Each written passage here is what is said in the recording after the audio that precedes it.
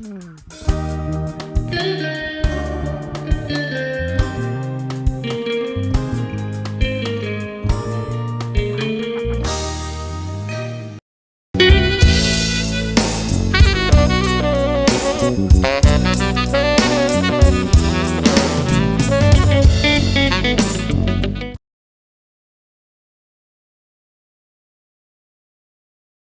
كله دمير كهرو كله እዚ ጽምዶ ዝበሃል ዘሎ ኣጀንዳ ናይ ማሕበራዊ ሚድያ መቆዝ ዘይኮነ ባዕልዋና ኣለዎ እቲ ባዕልዋናውን ተግደፍን ሕወሓትን እዮም ማለት እዩ ብምንታይ ኢላውን ወለው ሕብረተሰብ ግን ብሚድያ ኢላውን ወለው እዚ ብሚድያ ይባኣሱ ብሚድያ ይዕረቁ ክባሃል ከለው ተባይሶም ተባሂሎም እቲ ኣብ ድምፂ ሓፋሽ ተሓደቃነ ኣብ ድምፂ ወያነ ይላፍዑ ተሰራዊት ህዝቢ ሕወሓትን شعبيان اقدفن تبعيسهم يلو بقاسو بعدو خصي قارص مالتي معازي ابي كم تعرفوا بمتى كم تعرفوا تخلت كاخ انا بميديا انا يعرفوا حوحتن شعبيان كاب دحرو بايتهم جميرنا ترينا قاس ناي سلام سبات يكونن نحزب تግራይ ህዝቢ ኤርትራን ካብ ማንም ስርዓታት ብልዓሊ ዘጻልኡዎን ዘባእስዎን ፍቅሩ ዘቆሰሉልን سرعتها زي أتوميوم فتحي حزبي فتحي نخركب زي كوينو الساعة ما زدلي ويتعرقوا الساعة ما زدلي ويبقاسوا الحزبي بدل بتحول له نبرت سينا له زنا سلام خمسة يقولي أخونا لقر أيضا متى خمسة أنا في فلتن لا بسوم ده يقايل له كل قفلي تقراي ندحريت نخملس ببلان صلحه بعدون يرسعون جزون يرسعون ثلاث عامات كويس ثلاث عامات كويس هم يقدرون هم يرسعون إحنا خمس عامات كنا يرسعون سبت زمان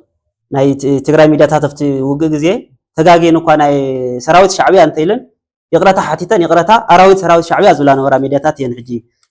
نسوم لازم رازلا عتنا كوين واقع مالت ستة مالت من الحزبي فينا كم ختم صلوسي فلان ديو خوينو أبي عديو فينات الحزبي تكميلو فينات نفتح استرخو قدامون يلا كونات مفتحي تزركون يرو تزحلت سلست عام استواقنا يوم مفتحي رخمنا له بوزح جزي حجونتهم نايس أمدو أكلات توم بقرمي زرائي زلو نايس أمدو سبات بعد سبسة أنسب تدا قاقامي مرد كنا قرأ كهاز تقرأي وقع يترفن كولي سمعه سلام أنا هاولي زي خبركم تخطاتلتنا زي مدب تقرأي بوني نلومي بزعبا عم محبرة وميديا توعوي عزركب እናተደጋገመ ዝርከብ ዛዕባ ጽምዶ ሓደ ጽምዶ ክልተ ጽምዶ ሰለስተ እናተባሃለ ዝዋዓዋዕ ዘሎ ርእሲ ክንሪኢና ንትግራይ እዚ ጉዳይ ከይደፈአ ከሎ ሳዕቤኑን ጥቕሙን ህዝብታት ኤርትራን ትግራይን ዝህልዎ ረብሓን ጉድኣትን ዝግምግም መደብ የድሊ ድልኩም ተኣምኑ ዶ صبوا امبار نزيهم كالئن نمملاس مس ايت سلمون تقل هايمانوت ممهر مغالا يونيفرسيتي MIT كومون مس ممهر قعش برها مغالا يونيفرسيتي MIT بحبار تصانحي تكلون ناي مسانا حبيركم صنحو اغايشنا انكو عبدحان مصاهم انكو عبدحان صلاحهم صبوا اذا حجي زرا زلو ኣብ ሶሻል ሚድያ እናተወዓወዐ ዝርከብ ብዛዕባ ጽምዶ ሰባት ነስመራ ካኣትዉ ክወፁ ንርኢ ኣለና ብክልቲኡ ወገን ብዛዕባ ጽምዶ ዝምልከት ዝተፈላለዩ ናይ ኣክቲቪስታት ኣብ ማሕበራዊ ሚድያ ዝግበር ምንቅስቃሳት ንርኢ ኣለና እዚ ናይ ግለሰባት ድዩ ወይስ ናይ ውድባትን መንግስታትን እዩ ኢልኩም ተኣምኑ ጽቡቅ ቅድምናታቶም ምራይና ቅድምናታቶም ናግለሰባት ጽምዶ ድዩ ወይ ከዓ ናይ ውድባት ጽምዶ ድዩ ወይ ከዓ ናይ መንግስታት ጽምዶ ድዩ ምራይና ጽምዶ ተኣዩ ብዝብል ምርኣይትን ይፈትም ጽምዶ መብዛሕትኡ ግዜ ሃገራት ክልተ ወይ ከዓ ናይ ካብ ክልተ ላዕሊ ዝኾና ሃገራት ምእንቲ ዝበለጸ ربحة عدن ربحة حزبا إذا زفترؤه محزنتي أتي ربحة النملة تقدم ربحة خون الخيل سلامن صدقا لموحس خوني خيري أمناتن زتتصامد هاجراتن ويكعني نساتن هاجراوي قوي زلوا ويك هاجراو بحقي زلوا خوابي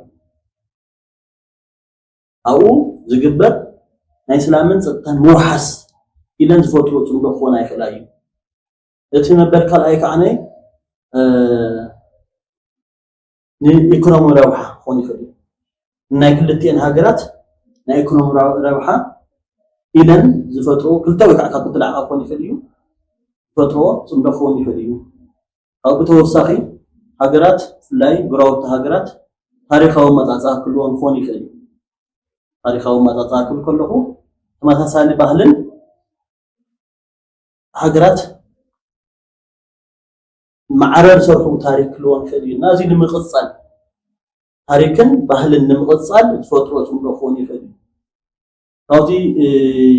بوليتيكاونا دبلوماسياوي صندوق كغبراي خلايه بوليتيكاوي ويكانه دبلوماسياوي صندوق كغبراي خلايه جو بوليتكس او حاويسنا ማለት جو بوليتكس او حاويسنا كغبراي خلايه እና እቲ صندوق ንብሎ ሃገራት ምንት ዝበለጸ ረብሓ ሃገራት መንግስታት የዝብለኹ من تلبرز ربحة إذا تفتو مسماريو مسمار كامل كنا بخير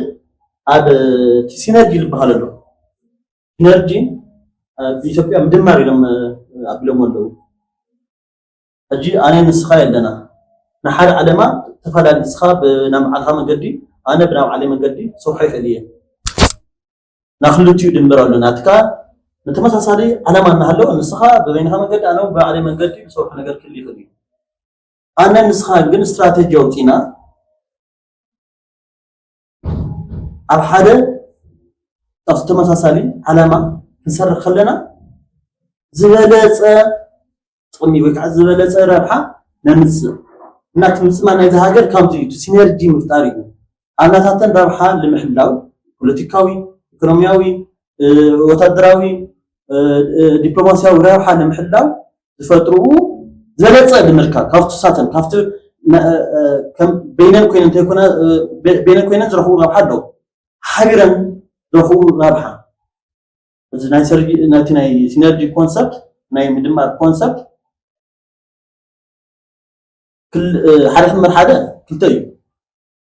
حبير كسر خلقاجن كل العقابي حبيرا كسر خلوها هجرات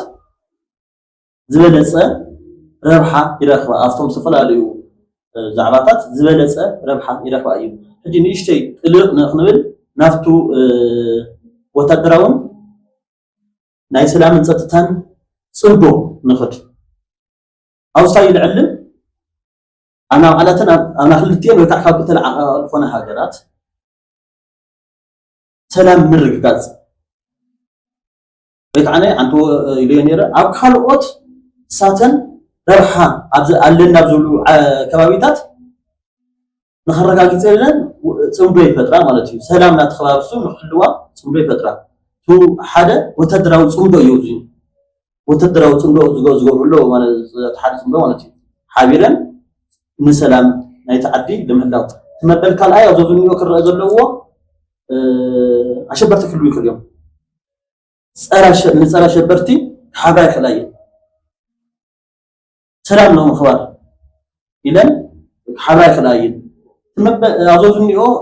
فلوت بعلم درجة فلوت نيتو اللي بحاله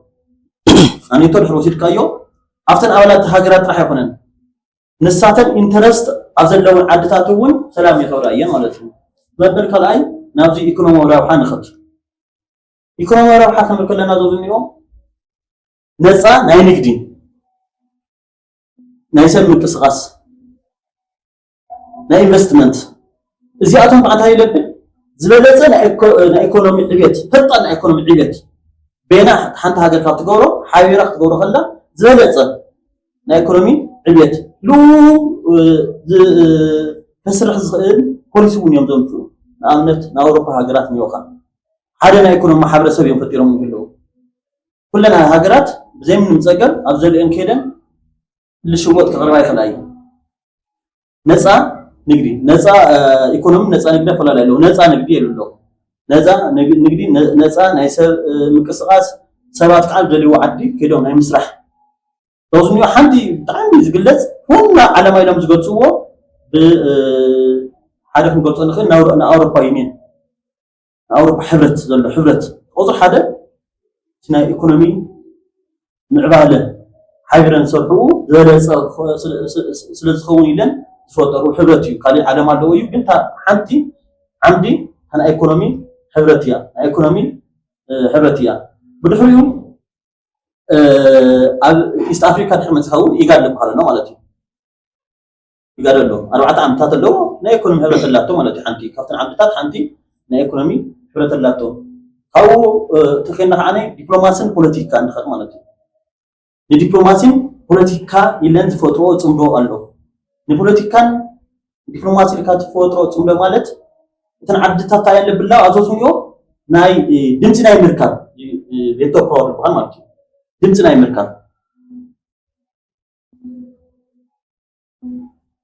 بأمنة نقول خلنا نا أفريقيا عدتات أب حد عدخون يخل أب أفريقيا بملو زفصل نجر بوليسي يكون كله نخيف الصن ويكعني خف الصن يحابرا مالتي بدمتي جابين كارما خلوا أفريقيا كلنا نمتنسا استنقلت عدتات أنصار أفريقيا اللي تكراي خلنا ثم أفريقيا من بستات اللي توم حاولهم قلت خلوا أنصار كراي خلنا دقيفون تواهيليو أفريقيا عدتات دقيفون تواهيل لبن نزي إكزامبل كنا نالخير ناي برايم مينستر ملك زناوي زنبرة جيزة مس ناي كباوي حلوة زنبرة فلاي بكارون تندخاتات زلون استواصو أبخلت أير زلون استواصو ناوزي تزي بهالي جن بتن زمع العدتات زفتر بخلت يقول الله لازم يقول الله تنزل على هاجرات سك حجزنا الله زبل زبلونير مجمرتا أفريقيا حبيرو بتحريو كان سالسة عالم زبهالا قالتون حبيرن لدرجة لبوز حد تاتوكيلو يبنيرو مالتي جوزو اليوم نايكي بوليتيكا مالتي تدنسي فوتينج باور المركاوي جوزو اليوم لخونا نختصاص عسي فوتينج باور تغوري اتي مبل رابعي أوزي كبيو زكبلنا هاجرات بمزازن ويكعا بمزازن ناي تاريخن ناي بهلن رخك يلون نا لول المغصال زغورو لول المغصال تاريخن نا تاريخ متأثرن ناي بهلن متأثرن المغصال يلن زغورو صمدولو زغنا أوتو يبلي غصليو مصامدي زعبا تاريخن بحلن كون يخليو لا إيكونومي غورو خلاين لا بوليتيكا غورو خلاين لا كله لمنشيو أنا تمشرشا نقوله يا جيوبوليتكس يوم سناي جيوبوليتكس مخنيات هلون استراتيجيك اند جيوبوليتكس صندو استراتيجيونا ناي أوزي ناي زوابي مسرز جبر صندو كل يخليو أزوزنيو زين بريكس لبحال عدي تتقستين بريكس لبحال عدي تتقستين استراتيجيكاوي صندو يدلون نا بوزي تقلت كوي حيش تصندو شيء تصانع هو أنا ونقدمي نافتي في السوشيال ميديا زرّو زلّو ناي صمد حدا صمد خلطنا بلز قصة زلّو بعلونا اللو وديوس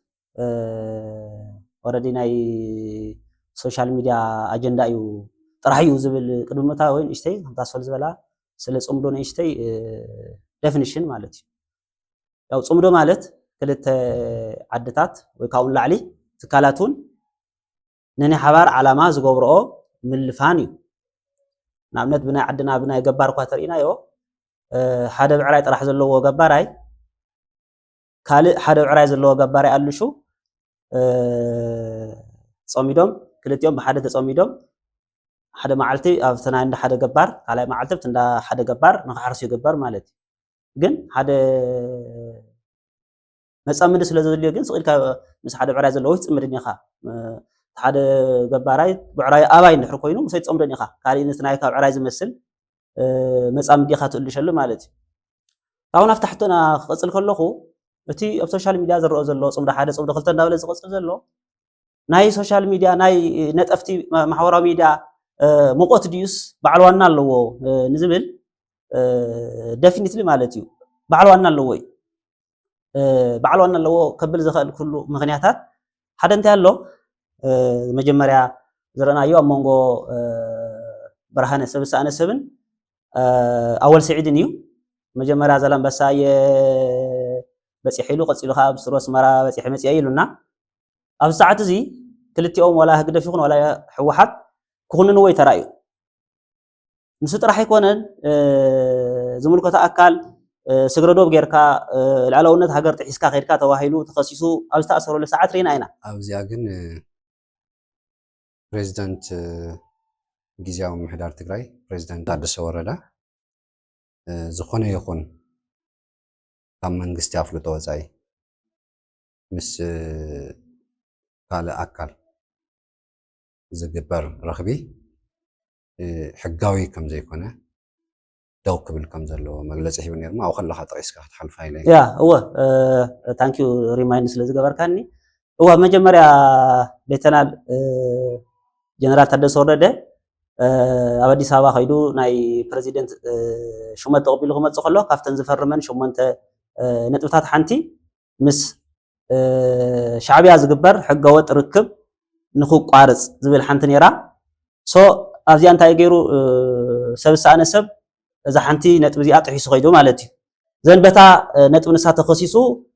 ኣብ ቀይዲ ውዒሉ ነይሩ ኩልና ንፈልጦ ኢና ብድሕሪኡ ኣብ ፅባሒቱ ናይ ትግራይ ፖሊስ ኮሚሽን ልዕሊ ዓቐመይ ፅዕንቶ ሓዲሩኒ ናብ ካሊእ ከየምርሕ ኢለ ፈትሕዮ ዝብል መግለፂ ሂቡና እዚ ግልፂ እዩ መቸም ወይ ባይቶና ኣይኮነን ፖሊስ ኮሚሽን ፀቐጥ ገይሩሉ ወይ ሳልሳይ ወያነ ኣይኮነን ወይ ውድብ ነፃነት ትግራይ ኣይኮነን እዚ ግልፂ እዩ ሽሙን ምፅዋዕ የድልን ንናይ ትግራይ ፖሊስ ኮሚሽን ፀቕጢ ዝገብር ኣካል ኣሎ እዚ እንታይ ማለት እዩ በዓል ዋና ኣለዎ ማለት እዩ ናይ ብርሃነ ኣወል ስዒድን ኣጀንዳ ጥራሕ ኣይኮነን ቀፂሉ ብኡ ከይሓልፍ ኣብ ዝቐረባ መዓልቲ እውን ስታሊን ገብረስላሴ ኣብ ኣስመራ ተራእዩ ኣሎ ፅምዶ ክልተ ኢሉ ቀፂሉሉ ማለት እዩ ሕዚ እውን ነዚ እውን ክኹንንዎ የርአና ክልቲኦም ህግደፍ ዋላ ሕወሓት እዚ ክኹንንዎ ተራእዩ እዚ ጥራሕ ኣይኮነን ኣብ ዝቐረባ ግዜ እውን ብኦምዲ ሚድያ ዝሰማዕክዎ ነገር ኣሎ ጌታቸው ኣሰፋ ኣብ ኣስመራ ከምዚ ኣተወ መረዳእታ በፂሕኒ ኢሉ ዜና ኣቢሉ ኣሎ ሶ እዚ ኩሉ ደሚርካ ክረኦ ከሎ እዚ ፅምዶ ዝበሃል ዘሎ ኣጀንዳ ናይ ማሕበራዊ ሚድያ መቆት ዘይኮነ በዓል ዋና ኣለዎ እቲ በዓል ዋና እውን ህግደፍን ሕወሓትን እዮም ማለት እዩ እዞም ሓይልታት እዚኦም ክፈራረሙ ኣይረኣናዮም ግን ፅምዶ ክገብሩ ይኽእሉ ዶ ዝብል ምሳ ሓዊስካ ክትምልሰለ እሺ ናብታ ናይ መጀመርታ ሓቶም ክመፅእ ውት ግዜ ካብ ታሪካዊ መፃፀቡ ሕወሓትን ህግደፍን ብሚድያ ይበኣሱ ብሚድያ ይዕርቑ እዚ ንዮ ሓደ ተጋዳላይ ተዛረበኒ እዩ ኣጋጣሚ ኮይኑ ናይ ኤርትራ ተጋዳላይ እዩ بميديا يبقاسو بميديا يعرقوا اتي عرقي وشتاو يوم زغوروا نا خاي زارو خاي وشتي هنا عرقي هنا اجريمنت هنا مفرام يغورو لا خاغن قطتا تعرينا لنا بمغلصي تزسبس بزلو ناتفرارمو كري فرارمو يخوبي فلاح واحد ثلاثه زو مالتي بمتى يلاون ولو تحبرتسب ግን بميديا يلاون ولو زي بميديا يبقاسو بميديا يعرقوا كبحال خلو تبعيسهم تراهيلهم اتي اب دمص حفاش تحرقنا اب دمص ويانا يلافرو تسراويت تهزبي حوحتن شعبيان اقدفن تبعيسهم يلو بقاسو بعد اخصي قارص مالتي معازي أبي كم استعرقوا بمتى كم استعرقوا في فلوس كاخ عنه بميديا خانه يعرفوا بميديا مسيوم ينقروا خان كل حجي برخنا هلو كل يوم بميديا ينقروا تعاركم يا خانه حدا نتحدث في يبل سلا تقراي صبو يبل سلا تقال سلا ناي تقراي تقال صبو يزارب تمساسالي ناي دمص حفاش ون كم يسرح بوزي مخنيات يوم تم تقادلتي ناخلتي تقادلتي هجلفن هواحتن بميديا يعرفوا بميديا يبقاسوا إذي ما أزاي يفراروا موسى أي نبرو خان يوم بمتى تعرقهم انتاي تحريه تحدا انتاي تقبلوا تعرقهم أي نبرو خان كم استوقعوا بميديا نبرو خان كم تعرقون بميديا نبرو خان نخد فرما يتري أمني خان ولا تيم إذي تخلي تحطهم مسات التحازيا خلي تحطهم بسرعة الموق نصامو دس يقولوا له كم ساعة زياتهم دوم حيلتات دوم جيلتات زياتهم كتصامو له يقولوا أنا كتصامو له أيقولوا خولو زي يخولهم نجارات الله يزبل كم زي يخولهم نجارات كزارب حدا حقاو قبولنت لجسميسي البحر مالتي لجسميسي واحد على حدا كل زنبب ودبيو ودب نقوله هذا حلف برنامج ودب يكون عندي لأن يلا ودب نقوله تجبر زخيل مس خلوت حاجات تجورو رخكب بنام أخلاق من قست جيري تجبر الخيل زين حجاو قبلنا تسوسك أتتا من بجبري خيل ناي فدرال من قست ويجنا تما أخلاق من قست زي فلوتو منهم عينت رخبي فتصمي يخدم مهنياتو أب حدا كل الزلو وجود لي ما بالكلاي أبو زي كذا هو واحد لبهال يلا أسريزي هتخون نيرون بس ودلود ميان قبر لنا خلي نخبل ودونا يكونن كنو بمرض أبور إثيوبيا تسريزيو الحجاوي تلاقي سميسي بزيان زرع اللي مالتهم نبر ساساي لا هزكم صار مالتهم واحد هزو تجراي نخم محضر هزو تجراي مريض إنه يزبل وعلى لو مسجد تجراي زو على زيجن يزو حالي فوي شوشال كونتراكت نديها بمرصا تمريتي يقتلسي الزغرايسي نحو واحد بحال ودن وعلي اسيروا حمش عنت شوشال كونتراكت مالتي شوشال كونتراكت يلم بوليسي كلك خلوه يزو حد فيه زوهابك شوشال كونتراكت حمش عنتي سلست تمرسكو ازي خغبريه رخب خغبريه خبلس اي خد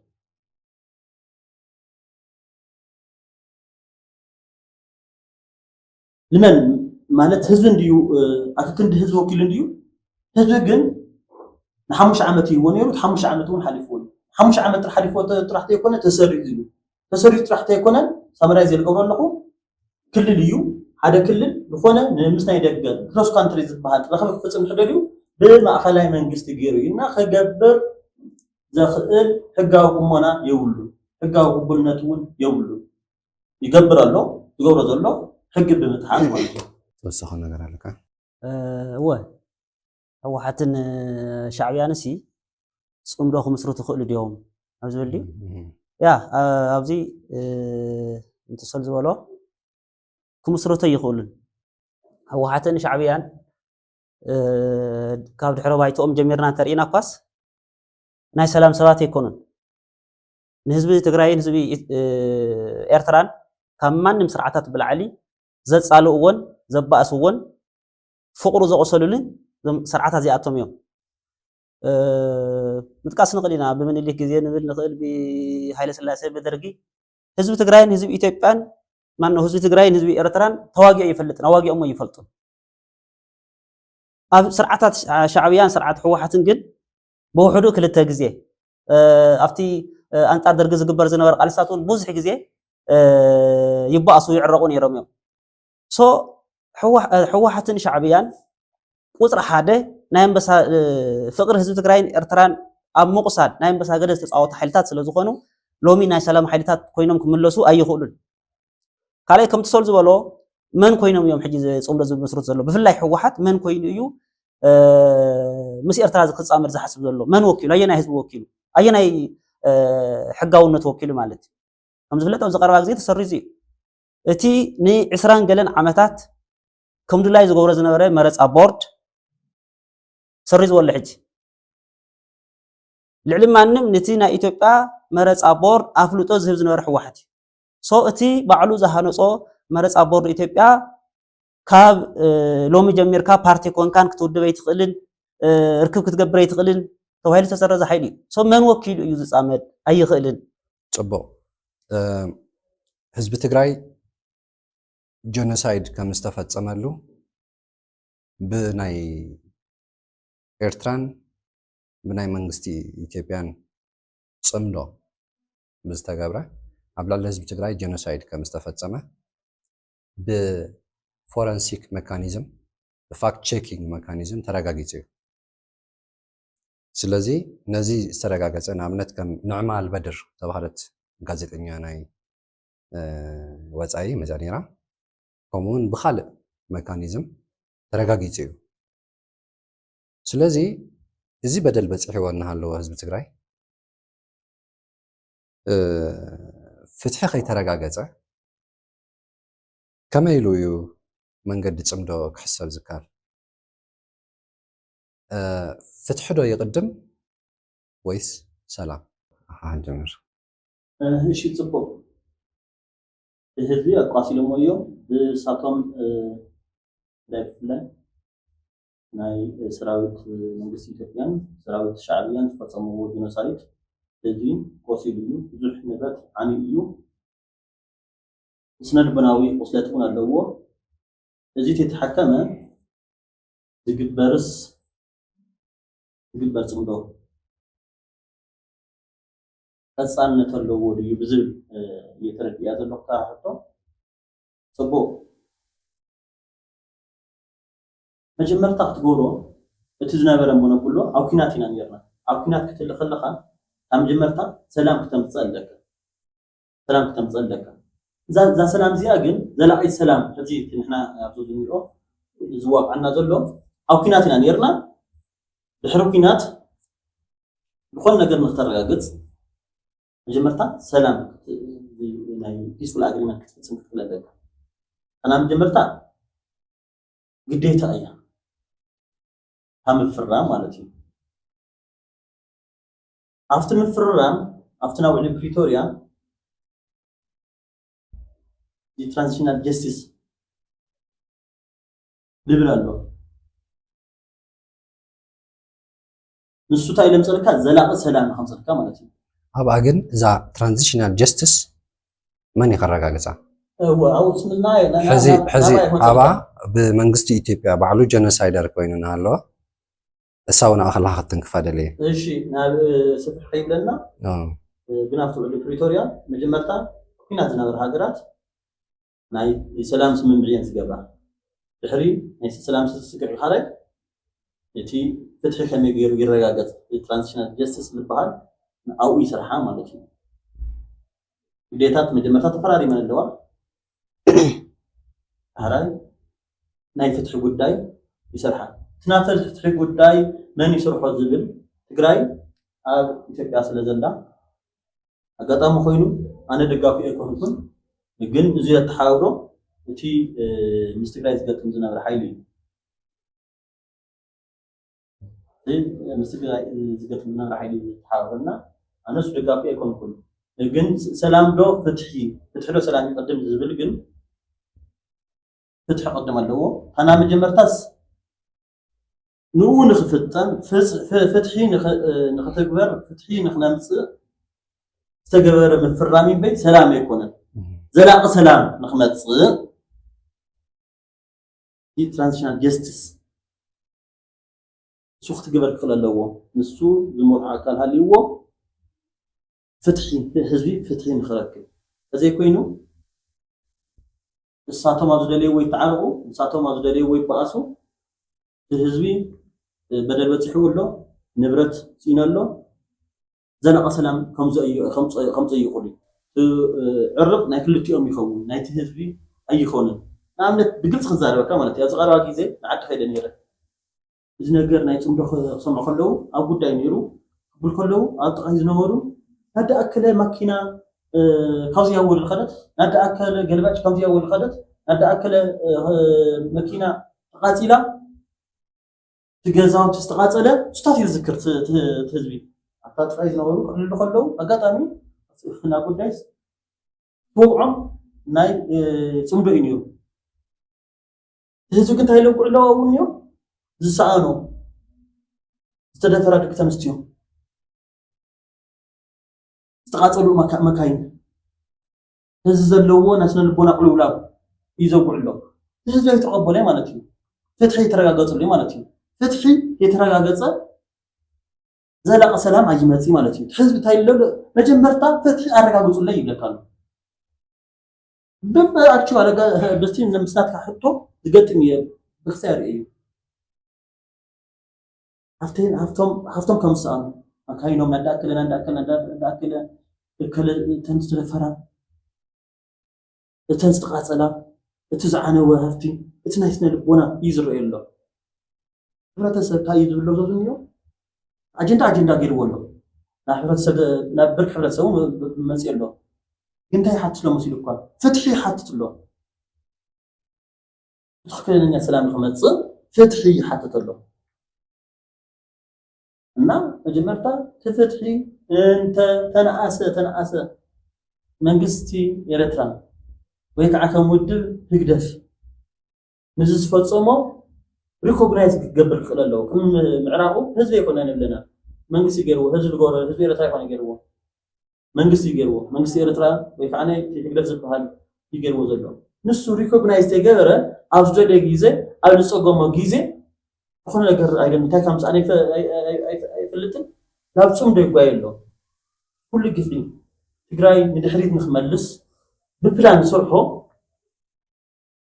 ባዕሉ እውን የርስዖም ህዝቡ እውን የርስዖም 2 ዓመት ቆዩ 3 ዓመት ቆዩ ከመይ ጌርና ከም ዝስዖም ድሕሪ 50 ዓመት ክና ይንርስዖ ዝተፈፀመ ምክንያቱ ፍትሒ ዘይተረኸበሉ ክትርስዖ ኣይትኽእልን ኢኻ ምስ ቆስልኻ ሓቑፍ ኢኻ ትበሃል ለኻ ምስ ቆስልኹም እናሃለየ ናይ ሻዕብያ ጥቃኹም ክኸይድ ናይ ሻዕብያ ወታደር ጥቃኹም ክኸይድ ይበሃል ኣሎ ለውዝ ዘላቒ ሰላም ከምፅእ ይኽእል ኢለ ኣይሓስብን ከነጭራሽ ዘላቒ ሰላም ከምፅእ ኣይኽእልን እወ እዚ ኩሉ ጀኖሳይድ ተፈፂሙስ ፍትሒ ከይተረጋገፀ ከመይ ጌርካ እዩ ፅምዶ ዝሕሰብ ዝብል ሕቶ ምስ ሓተትካኒ ናይ ወለድና ኣባህላ ኣሎ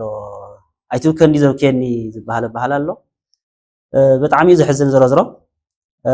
ብዓይንና ዝረአናዮን ባዕልተን ናይ ሕወሓት ሚድያታት ዝነገረና ዝነበራ ልዕሊ ማንም ኣብቲ ዝሓለፈ ውግእ ልዕሊ ማንም ናይ ሻዕብያ ሰራዊት ግፍዕ ከም ዝፈፀመ እዩ ዝንገር ናይ ትግራይ ሚድያታት ኣብቲ ውግእ ግዜ ተጋጊን እኳ ናይ ሰራዊት ሻዕብያ እንተይልን ይቕረታ ሓቲተን ይቕረታ ኣራዊት ሰራዊት ሻዕብያ ዝብላ ነበራ ሚድያታት እየን ሕጂ ንፅምዶ ዝዝምራ ዘለዋ እዚ ኩሉ ግፍዕታት እዚ ኩሉ መርሸንቲ እዚ ኩሉ ኣዴታት ትግራይ ናብ ማህፀነን ግኡዝ ነገር ኣትይወን እዚ ፍትሒ ከይተገበረ እዩ ዝሕሰብ ዘሎ ትፅምዶ እዚ እንታይ እዩ ዘርእየካ ትዝሕዝነካ ነገር ኣብ ክንዲ ሻዕብያ ተለፋሊፉ ይቕረታ ሓቲቱ እዚ ገይረ ነይረ ባዕለ እከለ ዝበሃሉ ተጋደልቲ በወነኖም ዝገበርዎ እዮም ኢሉ ተወሰኑ ተጋደልቲ እኳ ይምሰል ናብ ፍርዲ ተዘቐርብ ምናልባት ዝሓሸ ክኸውን ነይሩ ሕጂ ዘሎ ዝግበር ዘሎ ፅምዶ ግን ብጉልባጥ እዩ ኣብ ውዕል ኣልጀርስ ዝተዓፀወ ጉዳይ እዮም ናይ ሕወሓት ደገፍቲ ኣብ ኤርትራ ኣቲና ማደያ ነቃፅል ነርና ሆስፒታላት ነንድድ ነርና ግፍዕ ንፍፅም ነርና ዝብሉና ዘለዎ ማለት እዩ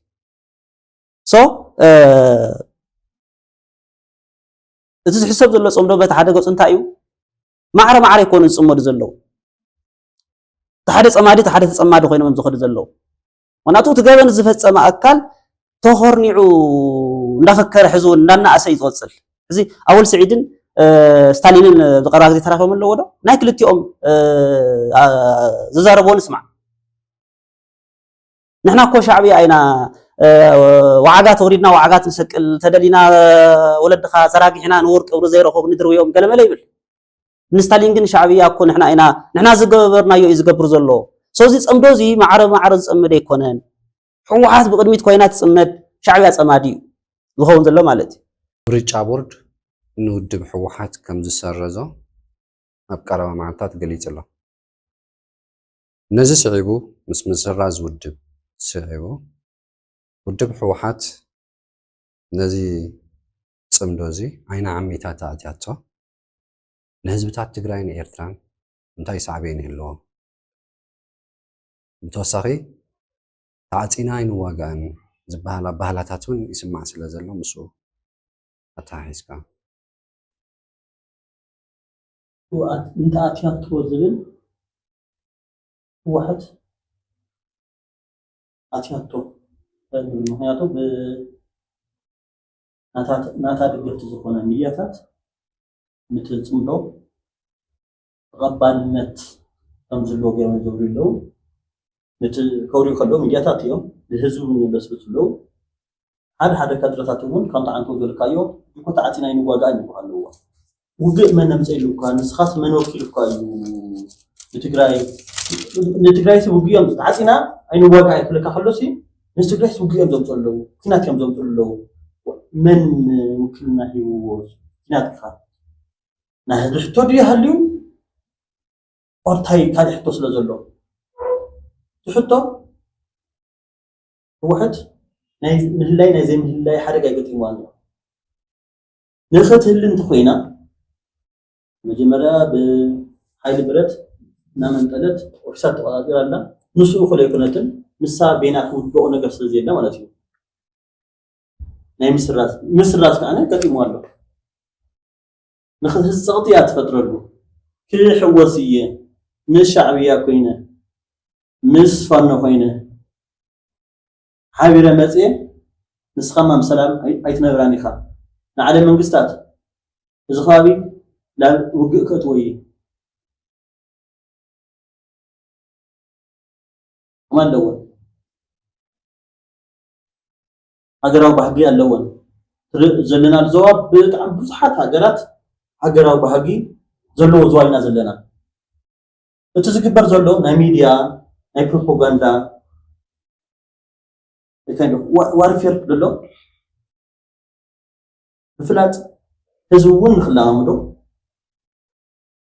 እቶም ኣብዚ ምልክትና የዝብሉውን ንኽሰምዕዎ እንተ ዘይኮይኑ ኣትየ هوني ودبي يملسوا لي أرحمني ويكأنا شفت أخوني يتعلّاو زخونة ولا يبلزوا بناتاتهم دقفتي زخون أكتيفيستن بناتاتهم دقفتي زخون ميدياتاتن ينقرالو نو زي جيجا أيلو خزارونا نيرو زيوم لأنا أيو كل نيلوم قوان كوش نيرو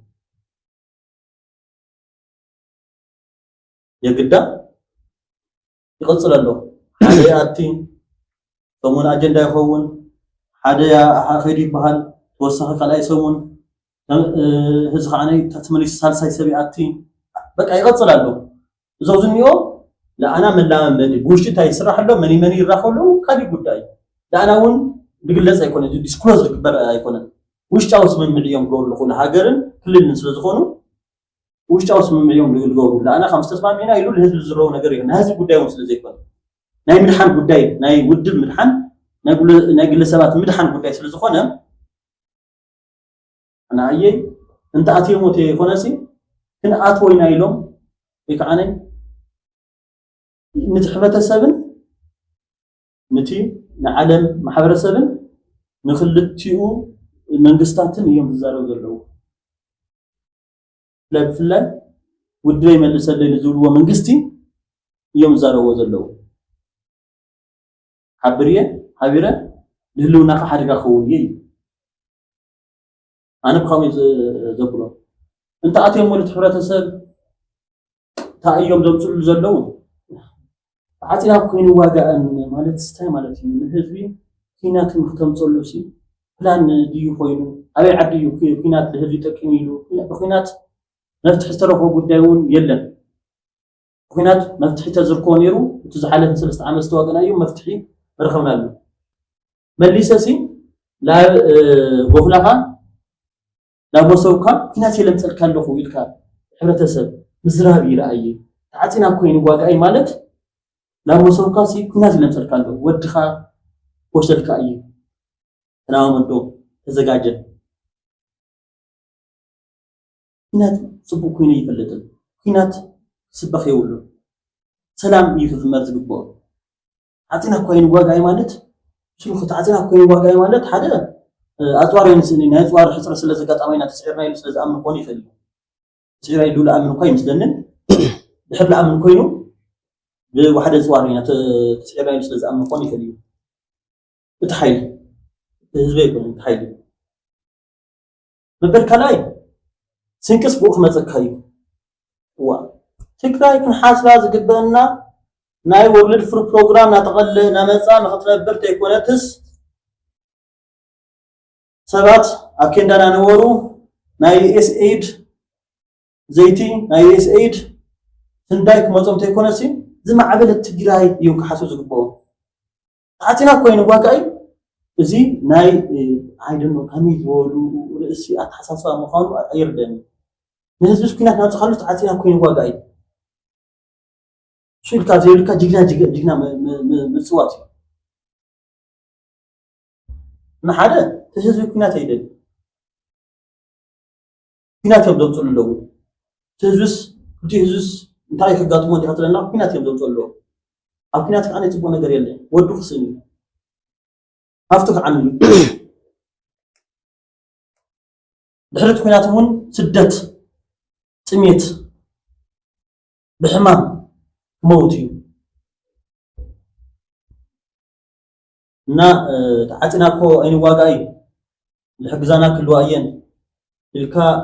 سندايك كمصلنا اين الكا لهزبي ينغرن زما عبد التግራይ ከመገሪ حاسب ال كافته هز زلاته وصياس ማአዘይ نخالقوت حجازي تخون على خيلا الكا تبلمبه كينات كمصلكا يلكاسي ዝንገር ይኮነን ኩናት ለህዝብ ስባ ይኮነን ኩናት ሞት ይለምጽ ኩናት ቤተሰብ ይስፈራል ኩናት ስደት ይለስ ኩናት ጥሜት ይዘምጽ ሓዳር ይፈራል ቤተሰብ ይት ኩናት ጽቡቕ ነገር የለን ኩናት መርዓ ከምዝኾነ ገይሮም ተዛረቡ የውሎም ታጽና ኮይን ዋጋይ ማለት ኩናት መርዓ ይኮነን نعلل كأته نايد كورنا تحساسوا أيه أصلاً كون واقع الكاسي لا مرعى بيوزت تولوا كونهم تزوي لا مكراب كونهم تولوا كم مرتعوا كيرمكم تسووا كزاروا وومسي عينة رأسي لزاروا ولا خامو تعطينا هين واقعي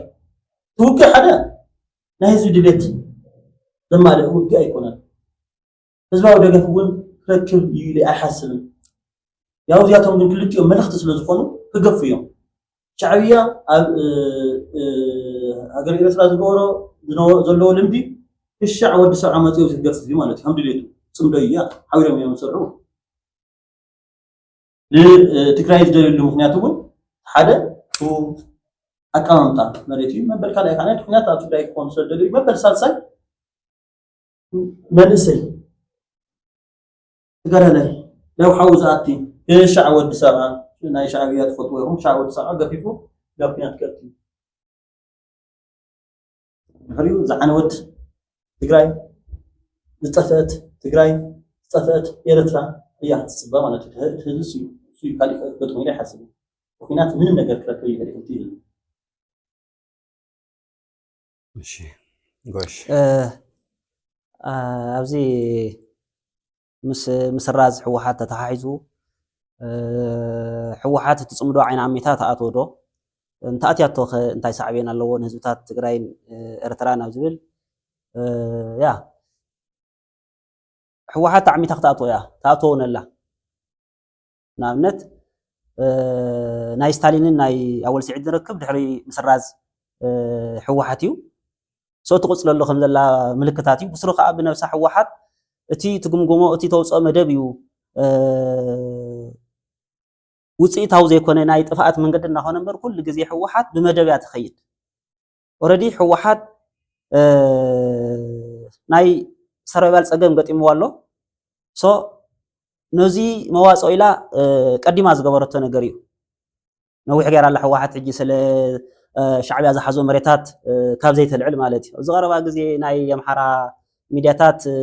ሕመራ ናይ ኣምሓራ ኢለን ዘጊበን ክንደይ መግለፂ ኣውፅአ ርኢና ኣለና ብድሕሪኡ ግን በዓል ሄለን መልስ ኣብ ባድመ መሬት ኤርትራ እንዳበላ ክንደይ ዓንደራ ከለዋ መልሲ ተዋህበን ኣብዚ ቀረባ ግዜ እውን ኣዲስ ስታንዳርድ ዘውፅኦ ሓበሬታ ነይሩ ኣብ ኢሮብ ብዙሕ ሕዚ እውን ብዙሕ ግፍዕ የብፅሕ ከም ዘሎ ሻዕብያ መዘራረቢ ኣጀንዳ ኮይኑ ነይሩ እዚ እውን መልሲ ይሃብሉን ሶ ዓይና ዓሚታ ተኣትወላ እያ እዩ ታው እንታይ ሳዕቤን ኣለዎ ንህዝብታት ትግራይን ኤርትራን ኣብ ዝብል ድማ ኦልሬዲ እቲ ዝኸድዎ ዘለው ፅምዶ ናይ ውግእ ፅምዶ እዩ ተደጋጋሚ ንሪኦ ነገር ኣሎ ሓደ እዚ ፅምዶ እዚ ውዕል ፕሪቶርያ ኣብ ማዕሉ ከይውዓልካ ዝግበር ፅምዶ ስለ ዝኾነ ተመሊስካ ናብ ውግእ ዘየተወሉ ምክንያት የለን ካልኣይ ብዙሕ ግዜ ሕጂ ነቶም ናይ ፅምዶ ኣካላት እቶም ብቅድሚት ዝረኣዩ ዘለው ናይ ፅምዶ ሰባት በዓል ሰብ ዝሰኣነ ሰብ ተደጋጋሚ መርድእ ክነገረካ ህዝቢ ትግራይ ውግእ ኣይተርፍን ክብሉ ይስምዑ ሎሚ ቅነ እውን ኣብ ሚድያ ዝዓበየ ወዲ ኣሎ ፅልም መንእሰይ ኣሎ ንሱም ዘደጋገሙ ዝብሎ ነገር ኣሎ ውግእ ኣይተርፍን ዝብሎ ነገር ኣሎ ሰውቲ ዝኸድዎ ዘለው ፅምዶ ናይ ውግእ ፅምዶ እዩ ስለዚ እዚ ፅምዶ እዚ ናይ ውግእ ፅምዶ ስለ ዝኾነ ብዙሕ ሳዕቤን ኣለዎ ንህዝቢ ትግራይ ብፍላይ ንህዝቢ ትግራይ ብዙሕ ሳዕቤን እዩ ዘለዎ ሓደ ሓደ እንታይ ይብሉ እዮም በይንና ተጋሩ እኳ ዝኩሉ ንክልቲኦም ብሓደ ኮይኖም ዝኩሉ ቢላዮም ሲ ሕዚ ሻዕብያ ምሳና ኮይኑ ብስሩ ናይ ነፅንሕ እንደ ወይ ነብሎን ገለታት ዝብሉ ብዙሓት ደገፍቲ ሕወሓት እውን ይስምዑ እዮም ኖ ዌይ ኣብዚ ትማሊ ዘይንርስዖ ዋላ ናይ ሕወሓት ሚድያታት ባዕለን ዝብሎ ዝነበራ ጀነራላት ሻዕብያ ብድሕሪት ኮይኖም ናይ ኢትዮጵያ ጀነራላት ማዕከሩ ብናወሉ ነቲ ናይ መከላከያ ብቅድሚት ንባዕሎም ብድሕሪት ኮይኖም የወድእዎ ኣለው የርግፍዎ ኣለው ዝብሎ ነገር ነይሩ ሕጂ ከምኡ ዘይኮነሉ ምክንያት እንታይ ሕጂ ሰራዊት ትግራይ ብቅድሚት ዘይኮነሉ ሻዕብያ ብድሕሪት ዘይኮነሉ ምክንያት እንታይ ሕጂ ንምንታይ ኢና ክንኣምኑ ማለት እዩ ካልእ ሻዕብያ ብነብሱ ኩሉ ግዜ ብፕሮክሲ ዋር ዝፍለጥ እዩ ሻዕብያ ኣብ ኢዱ ዘየእትወሉ ናይዚ ቀርኒ ኣፍሪካ የለን ኣብ ኡጋንዳ ኢዱ እቱ ኣብ ዲሞክራቲክ ሪፐብሊክ ኦፍ ኮንጎ ኢዱ እቱ ኣብ የመን ኣብ ጅቡቲ ኣብ ሱዳን ሕጂ ምስ ኣል ብርሃኒ ብድሕሪት ኮይኑ ከም ዝዋጋእ ዝፍለጥ ሶ ናይ ሻዕብያ ባህሪ ኩሉ ግዜ ኣፅዋር ከቅርበልካ ይኽእል እዩ ብድሕሪት ኮይኑ ዘድልየካ ማተርያል ከቅርበልካ ይኽእል እዩ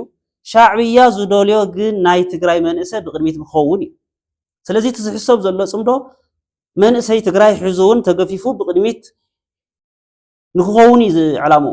ሕጂ እውን ናይ ትግራይ ኣብያተ ትምህርቲ ቤተ እምነታትን ድፋዕ ምግባር እዩ ከተማታት ትግራይ ድፋዕ ምግባር እዩ ፅምዶ እዚ ማለት እዩ ስለዚ ብፍላይ ንህዝቢ ትግራይ ሓያል ሳዕቤን ኣለዎ ማለት እዩ ገለገለ ሰባት እዚ ፅምዶ ኣብ ክልቲኡ ህዝብታት ንውሽጣዊ ተቃውሞ ንምዕፋን ዝተሓስበ እዩ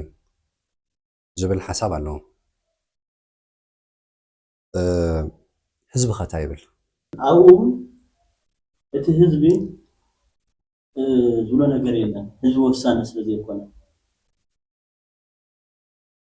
ምክንያቱ ክልቲኦም ሓይልታት መልእኽቲ እዮም ሻዕብያ ያው ዓለም ዝፍለጦ መላኽ እዩ እዚኦም እውን ሰላሕታውያን መልእኽቲ ነይሮም ሕጂ ናብ ፍፁም ምልክነት እዮም ዝኣትዉ ኣለዉ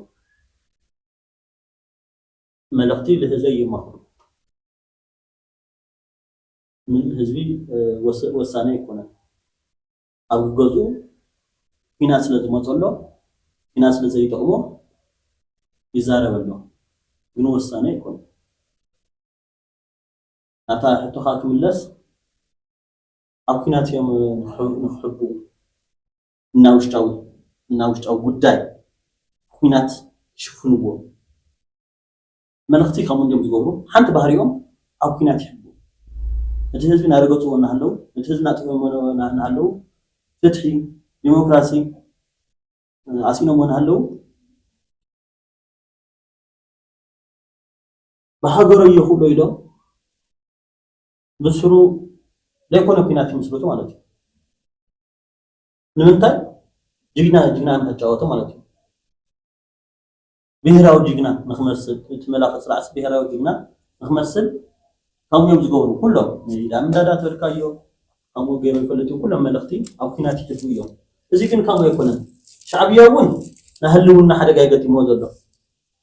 ህወሓት እውን ናህልውና ሓደጋ ይገጥምዎ ዘሎ ሻዕብያ ናህልውና ሓደጋ ዝገጥመሉ ምክንያት ብዙሕ ሰብ ኢትዮጵያውያን ወይ ከዓ መንግስቲ ኢትዮጵያ ባሕሪ ክልወኒ ኢሉ ስለ ዝወሰነ ናብ ኩናት ምእታው ኣይቐርዩ ኢሎም ስለ ዝሓስቡ እዮም ከምኡ ኣይኮነን ሻዕብያ ኣብዚ ዞባ እዚ መዓት ሃገራት ድሌት ኣብ ዘለወን ከባቢ ምስቲ ገልፆ ፌደን ቀይሕ ሓደ ተታሒዙ ድሌት ኣብ ዘለወን ዋና ረባሽ ኮይኑ ዝመፅእ ኣሎ ብፍላይ ምዕራባውያን ከም ዓዲ ፅላእ ኢለን ከም መንግስቲ ፅላእ ኢለን ዝፈልዮም መንግስታት ምስኣቶም ኮይኑ ይሰርሕ ኣሎ ላእታቶም ቦታ ይህብ ኣሎ ሕጂ እቶም ምዕራባውያን ሃገራት ሻዕብያ ክህሉ የብሉ ሪጅም ቼንጅ እዮም ዝደልዩ ኣለዉ እቲ ናይ ሻዕብያ መንግስቲ ከነተሓሳስቡ ክኽበር ግን ኮንቴን ብዝኾነ ጌድካ ክትወቅዖ ከለካ ተበቲኑ ኣብ ከባቢ ቀይሕ ባሕሪ ሳሕራ በረኻ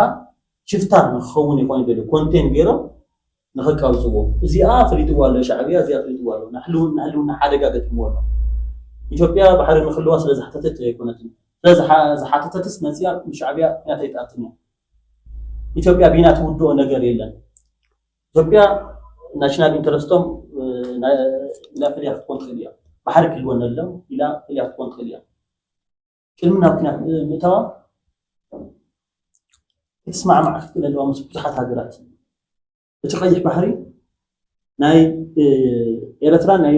ኢትዮጵያ ጉዳይ ጥራሕ ኣይኮነን ናይ ምዕራባውያን ሃገራት እውን ጉዳይ እዩ ናይ ግብፂ እውን ጉዳይ እዩ ናይ ስዑድ ዓረብ እውን ጉዳይ እዩ ቻይና እውን ጉዳይ እዩ ኣውሮፓ ዩኒየን ናይ ንግዲ ትሬድ ራውት ገይሩ ስለ ዝጥቀመሉ ጉዳይ እዩ ራሽያ እውን ፖርት ሱዳን ከባቢ ኣሎ እዚ ናይ ብዙሓት ድሌታት ኣሎ ኢትዮጵያ መንግስቲ ለርባሓር ስለደለየ ወዩ ኩናት ኣይከፍትን መጀመርያ ብዲፕሎማሲ ክውድኦ ዝግብኦ ስራሕቲ ክሰርሕ ናይ ንማን ስራሕቲ ምዕራባውያን ምን እዩ ብድሕሪኡ ግብፂ ኣላ ባዕሉ ዋና ግብፅን ኢትዮጵያውን ዘለዎ ርክብ ንፈልጥ ኢና ናይ እንታን ሃባን ኢለን ክፈትሑ ዝኽእላ ቤት ኢሉ ሰተት ኢሉ ዝኣተ ኣይኮነን ስኢላ እውን ገፅሙ ስኢላ ኣይትረአን ኢትዮጵያ መንግስቲ ብዝበልዑ ኩናት መዓት ዓድታት ናብቲ ኩናት ክኣትዋ ማለት እዩ ስዑድ ዓረብ ኣላ ስዑድ ዓረብ ኣብ ላምባያ ትነብር ነዳጅ ኣብዚ ላምባያ ትናብር ሓደ በባህሪኡ ነዳጅ لكل جيزة زنبر هفتي يكون زود هفتي زنصف هفتي هالي من مارس هفتي كم سخر اللو مبرك على أوزن جيزة تاريخيو مول عالم ما يسرع التكنولوجيا مسفح حلو مبرك صار فيليز بزول من قد خانة even كنا نعنو تقرأ كاسي then vehicle electric vehicles اللي بحاله شارج نتجبران صراحة ما كان معك مثلا تهفتس ولا تهلو هذا تودايو نا ممرص هفتي كم تخل لهم ممرص هفت خانه سعود عرب نام نقدن مانيفاكتشرينج متأسس نقدن مانيفاكتشرينج متأكد حقنا خانه ازي كيف بحر لا يليايو معراب كيف بحري ام معراب كيف بحري ودك هلوا يا تصعر زنا مراق بقى كيف بحر راح يكون انت عال معراب كيف بحري ودك هلوا ناي ኢትዮጵያ ድሌትና ናይ ስዑድ ዓረብ ድሌት አውዚ ግጭት ትፈጥሩ ኢትዮጵያ መስዑድ ዓረብ ወን ትስማዕማ ክትከለለዋ ማለት ነው እና ብምክንያት ኢትዮጵያን ኤርትራን ዝውላዕ ኩናት ይሆን ይዘሎ የግዳ ናታ ታክመስ ሻዕብያ ናህልውና ሓደጋ ገጥሞሎ ሻዕብያ ምስ ኩሉና ተጻመደ ምስ ምዕራባውያን ተጻሊበሎ ጽሉውን ግብጽ ወልታ እስራኤል ሆነላ ምስ እስራኤል ጽቡቕ ረኽቢ የብሉ የመን ብዝገብሮ ሓገዝ ምስ እስራኤል እውን ተባሂሱ ኣሎ እዚ ማለት ብተን ዓበይቲ ዓድታት እቶም ምዕራባውያን እስራኤል እውን ሓዊስካ ሻዕብያ ቀፂሉ ዘሎ ታርጌተን እዩ ክውቃዕ እዩ ሪጅም ቼንጅ እዩ መንግስቲ ቅይር ሰብ ቅይር ተተብለውን ኣይቅበሉ ወይ ሓደጋ ይቀቢልዎ ኣሎ እና ልባዕሉ ከድሕን እዩ ሻዕብያ ልባዕሉ ከድሕን እዩ ኣብዚኣ ተረዲኻኒ ልባዕሉ ከድሕን እዩ እምበር ክሕባእ ደልዩ ኣይኮነን ኣብ ኩናትስ ክሕባእ ደልዩ ዲክታተርስ ኣብ ኩናት ሕጉ እንዲኦም ኣብ ኩናት ክሕባእ ደልዩ እንተይኮነስ ልባዕሉ ከድሕን ኢሉ ሓደጋ ከም ዝመፆ ተረዲእዎ ኣሎ እዚ እውን ኣግፊ ሓቢሉ እተን ዓድታት ማነጅ ከም ዘይገብሮ ገይሩ ይዘጋጅ ኣሎ ናብ ባዕሉ ሓይልታት እዩ ዘፍሉ እምበይ ንክሕባእ ደልዩ ህዝቢ ከይጥይቆ ደልዩ ኣይኮነን ህዝቢ ኤርትራ ኣብ መግዛእቲ ዘሎ እዩ ኣብ ሓያል መግዛእቲ ዘሎ እዩ ክጥይቆ ይኽእል ፍፁም መላኽ እዩ እሱ ፈሪሑ ኣይኮነን የግዳ ሻዕብያ ህልውንኡ ኣብ ሕቶ ምልክት ስለ ዘሎ ብኩናት ክድሕን ስለደለዩ ኢትዮጵያ ጉዳይ እውን ኣይኮነን ብናይ ባዕሉ ይፃመድ ምስ መዓት ዓድታት ዝፈጥሮ ጎንፂ እዩ ኢለ ወኸምቲ ዝበልካዮ ብዙሓት ውልቀ መለኽቲ መንግስታት ናይ ህዝባዊ ተቃውሞ ክገጥሞም ከሎ ወይ ህዝባዊ እምቢታ ክገጥሞም ከሎ ናብ ውግእ እዮም ርሕዮም ምንም ነቲ ህዝቢ ነቲ ዓዲ ዋላ ይርባሕ ነቲ ህዝቢ ቢዚ ንምግባር ኣይ እዋኑን ኣይ ግዝዩን ንምባል ኩናት ይውልዕ እዮም እዚ ሕጂ ዝሕሰብ ዘሎ ፅምዶ ግን ሜይንሊ ሕወሓትን ሻዕብያ ናይ ሃለዋት ወይ ድማ ናይ ምጥፋእ ሓደጋ ስለ ዝገጠሞም እዩ ብፍላይ ኣነኒ ሰሎሞን ኣብዚኣ ናይ ሰሎሞን ተፃራሪ ሓሳብ ዘላት ነብዚኣ ሶል ሜይንሊ ሻዕብያ እዩ ናይ ምጥፋእ ሓደጋ ገጢምዎ ዘሎ እዩ ዝብለና ዘሎ ንወይ ንዓይ ዝመስለኒ ሕወሓት እዩ ቁፅሪ ሓደ ናይ ሃለዋት ሓደጋ ገጢምዎ ዘሎ ምክንያቱ ሻዕብያ ፕሮኣክቲቭ ስለ ዝኾነ ኦልሬዲ እቲ ናይ ምጥፋእ ሓደጋ ኣለዎ እዩ ሻዕብያ ሕጂ እውን ሲዒቡ ዝመፅእ እዩ ሕጂ ግን ፕሮኣክቲቭ ስለ ዝኾነ ቀዲሙ እቲ ፅምዶ ስለ ዝደልዮ እዩ እምበር ሕወሓት ኦልሬዲ ምስ ተዓፀዋ መንገዲ ካልእ መንገዲ ተናዲ ሻዕብያ ካብ ሕወሓት ፅቡቅ ገይሩ ይበልፅ እዩ ባይዘወይ ብዙሕ ግዜ ተስተውዕሉ ድሕሪ ኮይና ምስ ናይ ምዕራባውያን ሬድ ላይን ሓሊፈ ይፈልጥን እዩ ስቂሉ ዓይኒ ዓሙይቱ ዝኸዱ ክያዶታት የለን ብዝሓሸ ደረጃ ካብ ሕወሓት ብዝሓሸ ደረጃ ፕሮኣክቲቭ እዩ ስለዚ ኣብታ ንሶል ዝብላ ኣነ ቁፅሪ ሓደ ናይ ምጥፋእ ሓደጋ ገጢምዎ ዘሎ ሕወሓት እዩ ነዚ ምክንያት ክኾነ ዝኽእል ሓደ ኣሎ እዚ ዝቐረባ ግዜ ዝተሰረዘቱ ሕወሓት ሓደ ምልክት እዩ ሕወሓት ተሰሪዛ ኣላ ሕጂ ከም ውድብ እውን ክትንቀሳቀስ ከም ዘይትኽእል ተሰሪዛ ኣላ ካሊእ ምዕራባውያን ልዕሊ ዝኾነ ይኹን ኣጀንዳ ቅድሚ ሂቦም ዝሰርሕሉ ዘለዎ ኣብዚ ናይ ውዕሊ ፕሪቶርያ ዕጥቂ ምርጋፍ እዩ እዚ ንሕወሓት ሲሳይድ እዩ ባይዘወይ ዓርሰ ጥፍኣት እዩ እዚ ንሕወሓት ሶ ቁፅሪ ሓደ ናይ ምጥፋእ ሓደጋ ገጢማ ዘለዎ ሕወሓት እዩ እና ሕወሓት ብሓፂሩ ክገልፃ ከለኹ ኣብዚ ሰዓት እዚ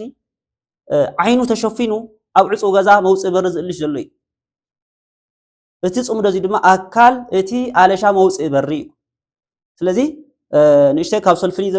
ዘብለኒ ዘሎ ኣነ ቁፅሪ ሓደ ናይ መጀመርያ ናይ ምጥፋእ ሓደጋ ገጢሞ ዘሎ ሕወሓት እዩ ዕብይ ብዝበለ ስፍሕ ብዝበለ ግን ክልቲኦም እዚ ፅምዶ እዚ ዝመርፅሉ ዘለዉ ምክንያት ናይ ሃለዋት ሽግር ስለ ዝገጠሞም ኣብዚ ቀረባ ግዜ ቲቦር ናጊ ዝብሎ ነይሩ ሓደ ግዜ ድሕሪ ናይ መንግስቲ ዓሳድ ናይ ስርያ መውዳቑ ቀፂሉ ክዕሎ ዝግብኦ መንግስቲ ወይ ድማ ውልቀ መላኺ ናይ ኤርትራ ውልቀ መላኺ እዩ ዝኾነ ግዜ ፅሒፉ ነይሩ ሶ ክልቲኦም ናይ ምጥፋእ ሓደጋ ገጢሞም ኣሎ ቀደም ሰዓብ ተገርናሎም ግን ቁፅሪ ሓደ ናይ ምጥፋእ ሓደጋ ዝገጠሞ ሕወሓት እዩ ዕጥቂ ምፍታሕ ጥራሕ ኣይኮነን ምስራዝ ጥራሕ ኣይኮነን ሕጂ ኣብ ዞባ ደቡብ ገጢሞ ኣሎ ሕወሓት ኣብ ዞባ ደቡብ ዳርጋ ይሕከኽ ኣሎ ስሩ ዞባ ደቡብ ስሩ ይንቀል ኣሎ ሕጂ ሶ ቁፅሪ ሓደ ነዛ ፅምዶ እዚኣ ዝደልያ ሕወሓት እዩ ነዚ ካሊእ ተወሳኺ ምክንያተይ ወይ ድማ መራጎዶ ዝኾነን እንታይ ኣሎ ኣብቲ ሕጂ ንሪኦ ዘለና ናይ ፅምዶ ጅማሮታት ሕወሓት በርበረ ከይተዓጠነ ዘለፋልፍ ዘሎ ዝገበሮን ዘይገበሮን እዚ ጌርና ኮይና ነቲ ናይ ሻዕብያ ሓጢኣት ክቕንስ ከበሃህል ይረአ ኣሎ ገሊኦም تعديم ياتي زلوا الله حج شعبيا دكو تعديم ياتي بركو ايدليون كو نيرو تايدو زلوا نو ب 77 عام تمرت كو شعبيا ابي السودان زنبر حزبنا تصقيمو موص برين السودان كنلش كلنا كو من قد عصينا شعب من عديمو ون شعبيا اينا خن بورار شعبيا خ مريت هيلو بعد زورر مندي شعخ ابي حمد يرد من عديمو شعب عزوز يكون والله قارن ابي منግስት ፌደራል ሐጢያት ክቅንስ ይኮንኩን ዘውጉዕ ዘለኹ ነቲ ናይ ሕወሓት ሰባት ብልዎ ዘለው ጥራሕ ንመቀላዕዩ ስለዚ እቲ ኣብ ዓዶም ዘሎ ናይ ህዝቢ ተቃውሞ ንምሽፋን ዘይኮነ ሜይንሊ ናይ ሃለዋ ናይ ምህላው ሓደጋ ወይ ድማ ናይ ምጥፋእ ሓደጋ ስለ ዘጋጠሞም እዮም ዝመርጽዎ ዘለው ዝጽምዶ ማለት እዩ ኣብዚ ሓሳብ እዚ ክልተ ኣናሊሲስ ኣለው ክልተ ገምጋማት ኣለው ዝቐርቡ ሓደ መንግስቲ ኢትዮጵያ ብዙሕ ሰራዊት ይዕጥቃሎ ብዙሕ ዕጥቀውን ይሽምት ኣሎ ዋላ ከምኡ ኮይኑ መብዛሕትኡ ክፋል ኢትዮጵያ ካብ ቁፅፅሩ ወፃኢ ይርከብ ዝብል ኣናሊሲስ ኣለው ሬዚስተንስ ናይ ህዝቢ ናይ ዕላማ ሬዚስተንስ بدخم درجة يغمت بتحد أناليسيس ስለዚህ መንግስት ኢትዮጵያ ክሳዓር ዝኽእል ዝብል ኣሎ ተኻላይ ናይ ዘሕጂ በዚ ትገልጽዎ ጸናሕኩም እቲ ህዝባዊ ሬዚስተንስ የለን ኣብዚ ዞባ እዚ ኢልኩም ትገልጹ ጸኒሕኩም ግን በንጻሩ ካላ ኣናሊሲስ ካ እንታይ ኣሎ በዚ ብሰሜን ከባቢ ናይ መንግስቲ ኤርትራን መንግስቲ ትግራይን ዝግበር ወይ ውድብ ሕወሓትን ውድብ ህዝባዊ ግንባርን ዲሞክራሲን ፈትሐን ክልቲኡ ምናልባት እቲ ናይ ፕሪቶሪያ ውዕል ተዘይተፈጺሙ ናብ ውግእ ተታኣትዩ ማለት ምርጫ ናይ ትግራይ ወይ ናይዞም ኣመራርሓ ዘለዎ ውድባትን ሰባትን እንድሕር ዳ ናብ ኩናት ኮይኑ ሓያል ሬዚስታንስ ክፍፀር ይኽእል እዩ ዓቕሚ ኣሎ ኢሉ ዝብል ኣናሊሲስ እውን ኣሎ ንኣብነት ሕወሓት ባዕሉ ገምጊሙ ዓቕሚ ናይ ህዝባዊ ሬዚስታንስ ኣብ ቦትኡ ከም ዘሎ ዝኾነ ቻሌንጅ ክምክት ከም ዝኽእል ዓቕሚ ኣቕሚጡ ኣሎ ስለዚ ናይ ኤርትራን ናይ ትግራይን ሓይሊ ምናልባት እንድሕር ዳ ውዕል ፕሪቶሪያ ዘይተፈጺሙ ሓደ ቻሌንጅ ክኸውን ይኽእል ወይ ድማ ነዚ ኣብ ዞባ ዘሎ ዳይናሚክ ክቕይር ይኽእል እዩ ተባሂሉ ዝወሃብ ኣናሊሲስ ኣሎ ስለዚ እዚኦም ኣበየናይ ሚዛን ብምንታይ መርትዖን ኣቕምጦም ብሰለይ ክጅምር هو أنا نجمرك أبي توتيريو أفتي معتنا تلوه أقربائي زلوا لحنا تتوسعنا يوم أقربائي زين نعلو نخلينا زين جمجامي لو زنيو كانوا توسع لو زين مغني مثلا أجرنا نبلينا أجرنا نوضع أجرنا نبلي استبتنا وراء من يويلهم ስራቸው እነሱ አይኮነን አዞዝኒዮ ተወሰخون ፖለቲካል ኮሬክትነስ ነው ዛሬው ወሎ ቋም ሰላይ ቋም ቦታው የለም እና ሻዕቢ ሀገርናሲ ንስ ፋናውን ወሲናሉ ፋናና ሻዕቢ ሀገርናሲ ስለሰለው አብይ አመፍራ ስለዝርከን አውሽ ዓደ ተወጥሩ ስለዘሎ ንስዕሮይና ዝብል ገምጋም አሎ ይሎም ዛሬው ወሎ አብይውን አበ ፓርላመንት ዛሬው ሰው አብይ በዚህ ህዝብ ምስላፉ ይቆናል አብይ ኣብ ቴክኖሎጂውን ታም ሰብ በዚህ ህዝብ ይቆናል በዚህ ህዝብ ናይ ዌብ ስለ ዘንጻ ይቆናል ሸንቱና ንሳቶም ዘይፈትዎ ቴክኖሎጂ ሒዙ ስለዝመጽእ ነበር እና ትገምጋም ከሚልኩም ትገምጉሙ ከሚልኩም ተሓሱ ከሚልኩም ተዛረቡ ዘለኹም ዝጌጋ ምዃኑ ትረድእዎ አንዱላውን አብይውን ይዝረብ አናሲ አብስታንታ ይሎ ኤሌክትራታይ ሃምታ አጥቃት ፈድቲና ስኻትኩም ታይ ዓቕም ከም ዘለኩም ፈድቲና زي تسوي زي البروباغندا هم تقولوا زلهم زي يحسن نقولنا زي بلفوت الميديا تقولوا إنه ባህል ሰርሕዎ ዘለኹም ሲጠጠወብልዎ ሓቂ ኣይኮነን ስሑት ፖለቲካዊ ስልሒት ሒዝኩም ክጠፍ እዩ ዝብል ያው ካብቲ ናይ ኢትዮጵያ ፕራይም ሚኒስተር ተዋሂቦም ኣሎ ብርሃን ጁላ ሰፊ ተዋሂቦም ኣሎ ንስዕር ኢና ተወጢሩ እዩ ኩሉ ነገር ብኩናት እዩ ዝውዳእ እዩ ኣነ ተይዙ ተዝውጠር እውን ነይሩ ታይና ሺና ኢትዮጵያ ከይና ተዋጊና ታይና ንረክብ ሚት ሓደ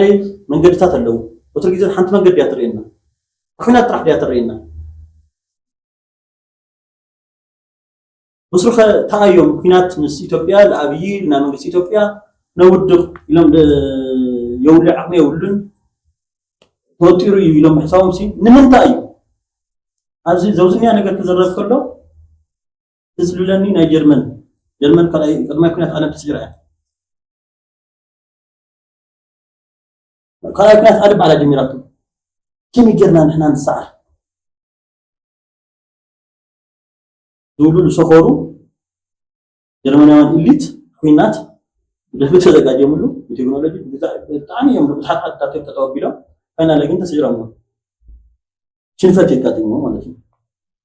شنفت راح أكاتيمو راح يكونن عنيم راح يكونن هم بيسو زمنا جرامات لكن خياتو تباهيلهم على ناي ميليتاري أنا وتدر الناس كبر من خيجو تعتقون على تعتقون صدر خكبر يتجيب بس زيادتهم ستمريسنا اللي نشن فول عدد لنا سلستوا ترى هاي سلزل لهم إثيوبيا أخذوا زريهم زلوا كم يجينا كديسات رارينا تراح ديو نهاية الحتور يوم زريهم زلوسي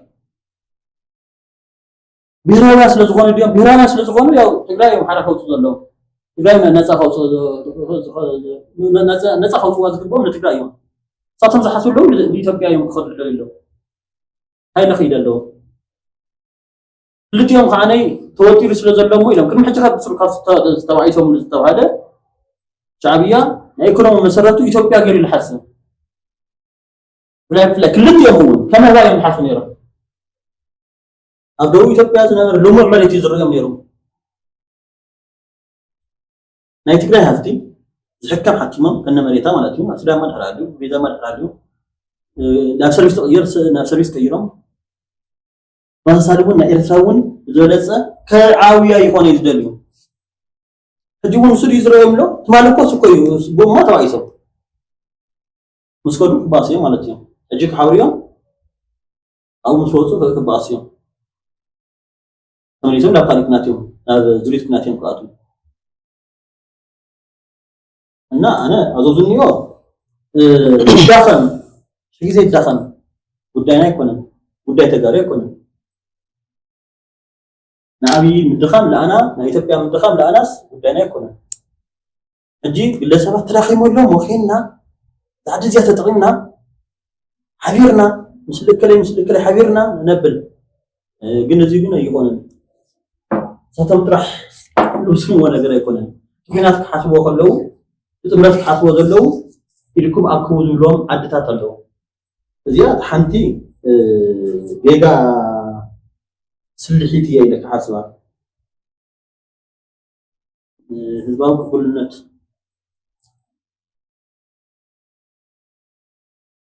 ዝረኽብሉ ዓላማ እውን ኣይኮነን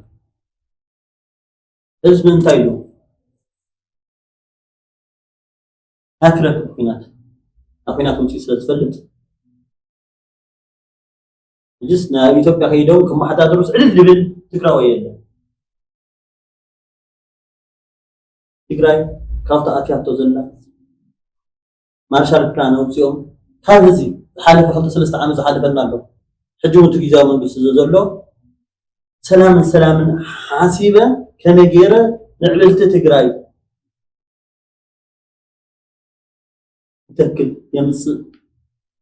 يلوك حاسب خلالو ما أسوون بالخلالو خينات نوت بيبخونات الناس معبالي إلا ህዝባዊ ቅቡልነት ክንረክበሉ ኢና እሞ ክንኣቲና ክንወቅዒና ምናምን ነው ኩናት ህዝቢ ትግራይ ኩናት ኣይደልን እቲ ሳቶም ዘምፅዎ ዘለው ምክንያቱም ክኾነ ይኽእልን ምክንያት ክኾነ ይኽእልን ቆዋሚ ፀላኢ ቆዋሚ ፈታዊ ዝበሃል የለና ፖለቲካ ዝብል እውን ንህዝቢ ዝርዶ ኣይኮነን ያ ኣብዚ ኣብይ ኣሕመድ ከም ቀደም የለን ተወጢሩ እዩ ሓይሉ ኣብ ኣምሓራ ናብ ካልኦት ከባቢታት ኢትዮጵያን ተቃውሞ ይገጥሞ ኣሎ ውግእ ይገጥሞ ኣሎ ስለዝኾነ ድማ ንሕና ተጋሩን ኤርትራን ከምኡውን ኣምሓሩን ሓደ ኮይናስ ክንስዕሮ ንኽእል ኢና ገለመለ ኣናላሲስ ካ ትሰምዕ ኦልሬዲ ህወሓት ባህሪኡ ምዝራብ ኣይደልን ዘዛረቦም ኣካል ገይሩ እዩ ዘዛረብ ከምታት ይስማዕ እዩ እወ ሕዚ እንታይ እዩ ከምቲ ዝተባሃለ መንግስቲ ኢትዮጵያ እንተናእሰ እቲ ሻዕብያ ዝድግፎ ዝነበረን እቲ ፋኖ ዝድግፎ ዝነበረን ሓገዝ ጎዲልዎ እዩ እንተኾነ ግና ኣብቲ ናይ መጀመርያ ዝነበሮ ውግእ እቲ ብክልቲኡ ገፅ ብኢትዮጵያ ገፁን ብህወሓት ገፁን ሰማዕናዮ ሰሜን እዝ 70 ሚእታዊ ናይ ኢትዮጵያ መከላከያ ዓቕሚ እዩ ነይሩ ይበሃል ነይርዎ ዶ ስለዚ ሰሜን እዝ ምስ ተወቅዐ ወይ ድማ 70 ሚእታዊ መከላከያ ምስ ተወቅዐ ሓገዝቲ ኮይኖም ዝመፁ እዮም ፋኖና ሻዕብያ ማለት እዩ ስለዚ ሓደ እንታይ እዩ ሕዚ መከላከያ ካብቲ ኣብቲ ዝሓለፈ ውግእ ዝነበሮ ግዜ ብላዕሊ ተጠናኺሩ ምዃኑ ክምስክር ይኽእል እያ ኣነ ባይዘወ ብደንቢ ይዳለሎ ብደንቢ የሰልጥነሎ ንርኢ ኣለና ቴክኖሎጂ ይዕድገሎ ብዙሓት ማዕቕባት ተላዒሎም እዮም ልዕሊ ኩሉ ከዓ ኣብዚ ብሪክስ ኣባል ምስ ኮነ ሕጂ ካብ ራሻ ብብር ኣፅዋር ክዕድግ ከም ዝኽእል ወረደፍ ዝሓለፈ እኮ ናይ ዶላር ፀገም ገጢሞ ነይሩ እዩ ሕጂ ካብ ራሻ ብዶላር ዘይኮነስ ብብር እውን ኣፅዋር ክዕድግ ከም ዝኽእል እዩ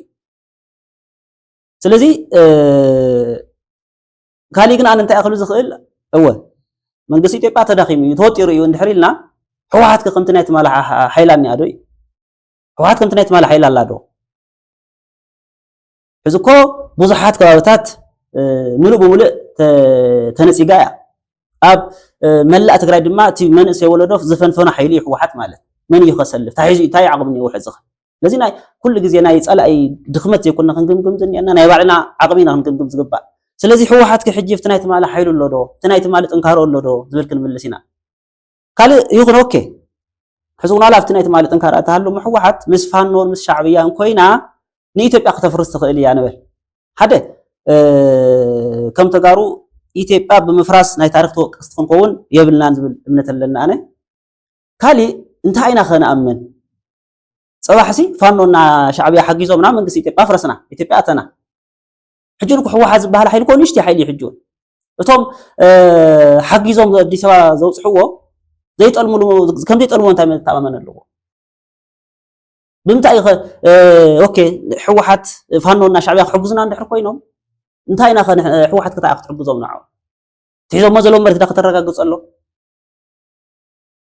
ስለዚ ኣነ ዝብሉ ሕጂ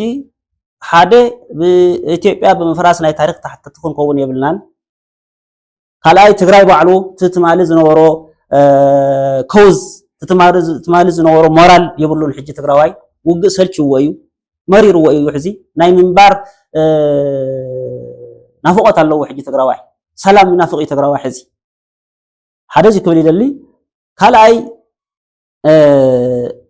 ከምዘይ ጠልመና ሻዕብያ ብምንታይ ኢና ክንኣምን ህወሓትን ሻዕብያን እኮ 50 ዓመቶም ናይ ህዝቢ እምነት ዝበልዑ ሓይልታት እዮም እዚ ክንገብር ኢና ኢሎም ሓቢሮም ይዋግኡ ኣብ ዝኾነ ደረጃ ክበፅሑ ይበኣሱ ስለዚ ብምንታይ መረጋገፂ ኢና ሕጂ ፋኖ ተሸኪምና ኣዲስ ኣበባ ምስ እተናዮ ባንክን ታንክን ምስ ተቆፃፀረ ፋኖ ሕመራ ክበና ድዩ እንታይ መረጋገፂ ኣለና ኣብዚ ሻዕብያ እንታይ ኢና ክንሕግዞ ንሕና ተዘሎቲ ኢሮብ ዛላምበሳ ባድመ ሓዞ ድዩ ስልካ እኮ ፅምዶ እኮ ስእልካ እኮ የለን ኣነ እዚ ክርባሕ እስኻ እዚ ክትርባሕ እዩ ንኣብነት ናይ ብሪክስ ሃገራት እንድሕር ኢና ገይሮንኦ ዘለዋ ፅምዶ ናይ ኢኮኖሚ ፅምዶ እዩ ኣፅዋር ካብ መን ድኾን ሃገራት ትዕድግ ቡና ቆርበትን ካብ ኢትዮጵያ ትዕድግ እንታይ ድኾን ካብ ህንድግ ትዕድግ እዩ ሕጂ እዚ ናይ ዝሓስብዎ ዘለዉ ናይ ፋኖን ምስ ሻዕብያን ምፅማድ እሲ ንሕና እንታይ ኢና ክንህብ ሳቶም ከታም ኮና ብስንኮ ኮመን ኦብጀክቲቭ ኮ ይጀብሎም ዚያቱ ኮመን ጎል ኮ ይጀብሎም ዚያቱ ሕዚ ክትንትኑ ከለው ፋኖ አዲስ አበባ ይደሊ ቀይ ባህር ከማንም ብልዓሊ ፋኖ ቀይ ባህር ዝደሊ ባይዘ ከማንም ብልዓሊ ፋኖ እዩ حمرة زدليلنا معرف تقرأ زدلي نحن دلينا بحق قفت زحلف وق بلصقنا فانو ورادر تتولن نعي مالتي نعي فانو يصلاينا يخبر مغنياتو فانو ناي حزب مريت زحازه حزب زفانا قلا حيدي بلصقنا كون حواحد سلطان منتيلو ندحر ناوخنا اتخينا مالتي سلازي انا زبل او وشطي طنكارنا دا امبر او ناي ኢትዮጵያ ድኽመት ታማሚና ናብዘይ ወጾ خالي شجر كنا مرح يبلنا زول ابن ثلني. صبوا أموداتا بزعبا مواصو زملكت كل تغلط دا كوكم.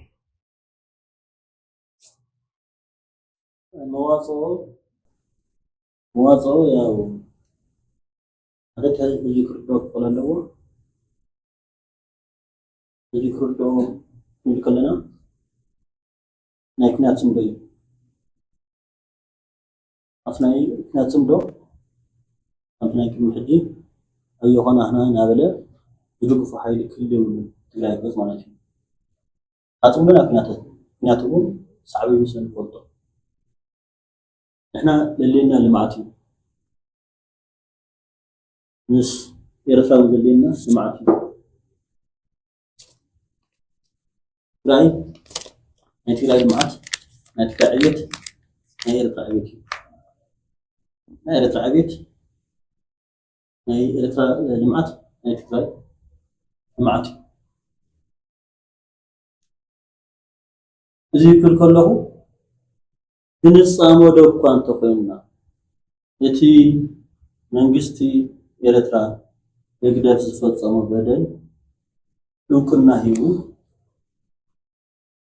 نحزبي إرترا كافت زلوو كوص زخيل حيلي وفينا هنصامل زلنا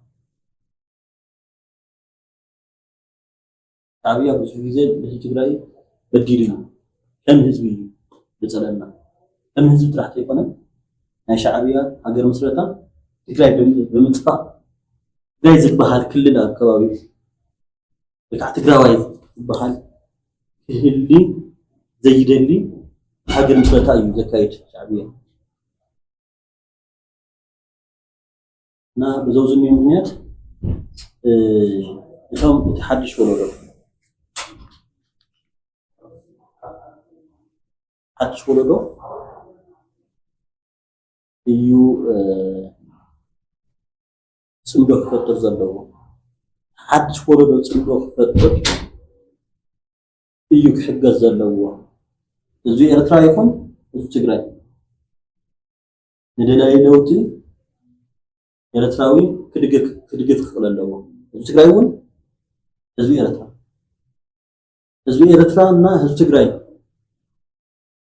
ንደላይ ለውጢ ኣብ ትግራይ ዘሎ ክድግፍ ክለለዎ ልምዓት ምዝደሊ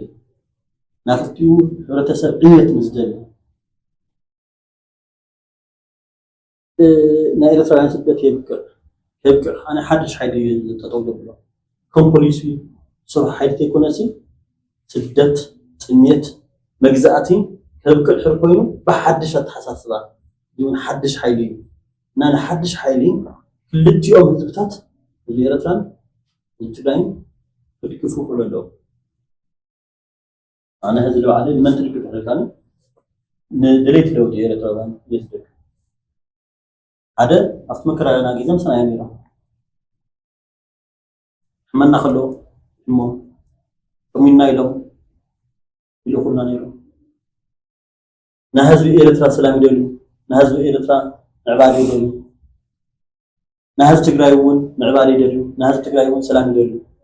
وزيوم يفصام يدلو أنا مسامدي درجة لحمدي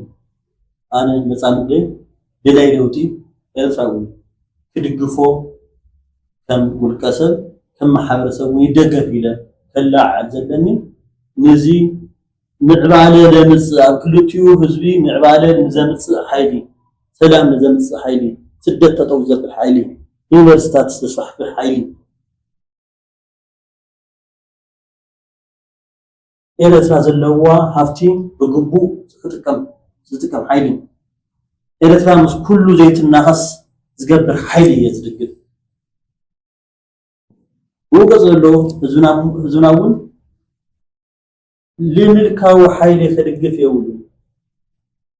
ንህግደፍ ክድግፍ ከሎ ተዘዋዋሪ ነዛው ኣብዚ ዘሎ ምልካዊ ሓይሊ ክድግፍ ኣሎ ተወዝለሎ ምልካዊ ሓይሊ ንህዝቢ ትግራይ ኣበይ ከም ዘምፅኦ ስለዝፍለጥ ነቲ ንምልካዊ ኣብ ኤርትራ ዘሎ ምልካዊ ሓይሊ ክድግፍ የብሉ ክቃወም ክኽእል ኣለዎ لمن يسبله قلت هذي لمن يسبله أي ما شوي قلتي لمن يسبله يوزع لحدش حي يدك نخلتيو هرتسب زغير حيلي يدقف وزين تخوني موضات أكل وما يخلي الحاسب ما يعطوني قريب سلام ما قلتي زوج قرنا الفتح هو እዚ ጽምዶ እዚ እንድሕር ደኣ ልክዕ ይኮነ ተባሂሉ እንታይ መፍትሕታት ወይ ድማ መዋጽኦ እንታይ ደኣ ኣሎ ዝብል ከም ግዝያዊ መፍትሒ ዝውላ እንታይ እዩ ውዕል ፕሪቶሪያ ሙሉእ ብሙሉእ ክፍጸም ምግባር እዩ ሓደ መፍትሒ ማለት እዩ ውዕል ፕሪቶሪያ ከይተሸራረፈ ይፈጸም ብድሕሪኡ እንድሕር ደኣ ጽምዶ ዘድልየና ኮይኑ ምስ ኣምሓራ ድዩ ምስ ኤርትራ ድዩ እንድሕር ደኣ ጽምዶ ዘድልየና ኮይኑ ወይ ድማ ትግራይ ዓርሳ ዝኽኣለት ሃገር ክትከውን እንድሕር ኮይና ድማ ከም ብሓዱሽ ገምጊምና ሃገር ምዃን በዚ የዋፅኡ ኢልና እዚ ሰሪት ሰይሶ ሕጂ ሰለስተ ኣካላት ኣለዉ ሕጂ ትግራይ ሃገር ክንገብራ ኢና ዝብሉ መጀመርያ ኣብዩ ምስ መፀ ዝተመስረተ ውድብ ነፃነት ትግራይ እንዮ እሱ ካብ መጀመሪኡ ትግራይ ሃገር ምግባር እዩ ነፃ ምግባር እዩ ዕላምኡ ቀፂሉ ድሕሪ ፕሪቶሪያውን ሳልሳይ ወያነ ትግራይውን ሃገር ከም ዝብል ዝኾነ ነገር ዝተውዒል ኣለኹ ሕጂ ከዓ ድሕሪ ምስራዝ ሕወሓት ድማ ባዕሉ ሕወሓት ሃገር ዝብል ወግዕ ምፅእ ኣሎ ሶዚ ክሪኦ ከለኹ ድምር ኣቢለ ሕጂ ሃገር ንብለሉ ዘለና ምክንያት ወይ ድማ ሃገር ዘብለና ዘሎ መልዕሊ ኩራ ከይኸውን ይሰጋኣነ ሕዚ ምስ ኢትዮጵያ ስለ ዝኮረና ዲና ሃገር ክንከውን ደሊና ዘለና ዝብል ስጋት ይህልወኒ ኩሉ ግዜ ኣብ ጭንቂ ኮይንካ ኣብ ኩራ ኮይንካ ትውስኖ ውሳነ ኩሉ ግዜ ውፅኢቱ ፅቡቅ ይኸውንን ስለዚ መጀመርያን ታውዕል ፕሪቶሪያ ከይተሸራረፈት ትተግበር ትፈፀም ብድሕሪኡ ጽምዶ ዘድልየና ተኮይኑ ምስ ኣምሓራ ድዩ ምስ ኤርትራ ንፃመድ ንሕና ማለት እዩ ሃገር ክትከውን ተኮይና እውን በዚ ምክንያት በዚ ረቋሕ በዚ ምክንያት ሃገር ክትከውን ኣለዋ ኢልና እንድሕር ደኣ ኣሚንና እውን ሃገር ነገብራ ማለት እቲ ካልኣይ ናይ ዝሓሸን መፍትሒ ዝበሃል እዚ ሕጂ ዘለናዮ ተጋሩ እዚ ኩሉ ዘለናዮ ፀገም ኣቦ ሕወሓት እዩ እዚ ኩሉ ካብ ዓለም ተገለልና ኣብ ዝሓለፈ ውግእ እኮ በይንና ኢና ተዋጊእና ኣብ ዓለምስ ብትግራይ ሳይድ ኮይኑ ዝተዋግእ ሓይሊ ተራእየ መስሉ እንዳውም ዋና ዝሕፈረካ ነገር 20 ገለን ዓመት ኣሸባሪ ኢላ በዓላ ሕወሓት ፍርጃቶ ዝነበረት ኦነግ እያ ከም ጽምዶ ፈጢራ ምስ ኦነግ ተዋግኣ ዝነበረት እዚ ንዓና ወርደት ይባይዘው ስለዚ ቁጥር ሓደ መፍትሒ ዝኸውን እዚ ኩሉ ፀገም ዝወለደልና ምስ ኩሉ ዓለም ሙሉእ ዘባእሰና ዘጻልአና ሕወሓት ካብ ስልጣን ክወርድ ምግባር ማለት እዩ ባይዘው ሕወሓት ካብ ስልጣን ንምእላይ ምውጋእ ምቅላስ ሆነ የድልየና ዘይምሕጋዝ ይኣክል ሕወሓት ተዚ ሓግዝናዮ ተዚ ዓጅብናዮ ዝጠፍእ ሓሳብ ዘይብሉ ሓይሊ ስለዚ ቁጥር ሓደ መፍትሒ ኢለ ዝኣምን ኣነ ሕወሓት ዝበሃል ሓይሊ ካብ መሰረቱ ካብ ትግራይ ፖለቲካ ክእል ኣሎ ኦልሬዲ ተሰሪዙ ዘሎ ንሱ ፑሽ ንግበረሉ ማለት ድሕሪኡ ከምቲ ዓንተ ዝበልኮ ብልቢ ደለይ ትልውጢ ካብ ኤርትራ ከምቲ ሶል ዝበሎ ምስ በጌድና ሓሞድ ኦር ኣብ ዝሓለፈ ኢትዮጵያን ኤርትራን በሪ ከፍታ ከለዋ ኣብ ዝሓለፈ ግዜ እኮ ፀዊዕና ኮና ህዝቢ ዛላምበሳን ህዝቢ ሰናዕፈን ዘራኸብና እኮ ፀዊዕና ይኮና በሪ ተኸፊቱ እሞ ንዑ ተራኸቡ እኮ ይብልናን ባይዘው ኦልሬዲ ህዝቢ ኤርትራን ህዝቢ ትግራይን ሓዋትዮም ኢሉ ኣብ ሚድያ መፅኡ ዝትንትን ሰብ ብጣዕሚ ዘገርመለይ ባይዘው እንዲያውም ዝጠራጠሩዋ ሕዚ ሰሎስ ሓውካ እዩ ትግራዋይ እዩ ገለመለ ተልካንስ እንታይ ሞ ኢኻ ክትርድእ እነዚ ግልፂ ንዝኾነ ነገር ኢኻ ትርድእ ስለዚ ህዝቢ ትግራይን ህዝቢ ኤርትራን ሓዋትዮም ገለመለ ስእሉ ዝወረደ ሓሳብ እዩ ንህዝብታት ትግራይን ኤርትራን ናይ ሕወሓት ሰራዊትን ናይ ሻዕብያ ሰራዊትን ካብቲ ቦታኦም ተልዒልካ ተሓዊሱ ዝሓድር ከይተደወሎ ከይተነገሮ ተሓዊሱ ዝሓድር ህዝቢ ሕውነትና ምርህራህ ብዙሕ ሆነ የድልዮን ስለዚ ቁፅሪ ሓደ እንታይ ኢለ ፕሪቶርያ ሙሉእ ብሙሉእ ተግበር ቀፂሉ ሕወሓት ይውረድ ናይ መጨረሻ ድማ ህዝብታት ትግራይ ህዝቡ ዝውስኖ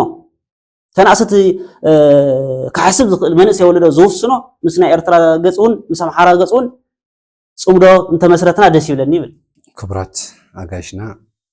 ንዝሃብኩምና መብራህርሂ ሓውና ሰሎሞን ምስ ሓውና ጉዕሽ ካብ መቐለ ዩኒቨርሲቲ መምህራን MIT ንዘቕረብኩምልና ትንታነ ብልቢ ነመስግን ክቡራት ተዓዘብቲ ተኸታተልትን መደብና ሎሚ ብዛዕባ ፅምዶ ዝምልከት ኣብ ማሕበራዊ ሚድያ ዝወዓዋዕ ዘሎ እዋናዊ ኣጀንዳ ብፍላይ ፅምዶ ሓደ ፅምዶ ክልተ እናተባህለ ዝቕፅል ዘሎ ከምኡውን ገለ ሰባት መስመራ ብምኻድ ዝግለጽ ዘሎ ፅምዶ ዝምልከት ስፍሕ ዝበለ ፃንሒት ጌርና ፕሮግራምና ስለ ዝተኸታተልኩምን ስለ ዝሰማዕኹምና ነመስግን ሕጂ እውን ብእውነ ክረአ ዝብል መተሓሳሰቢ ንህብ ዝነበረና ፃንሒት ኣብዚ ንውድእ የቐኒየልና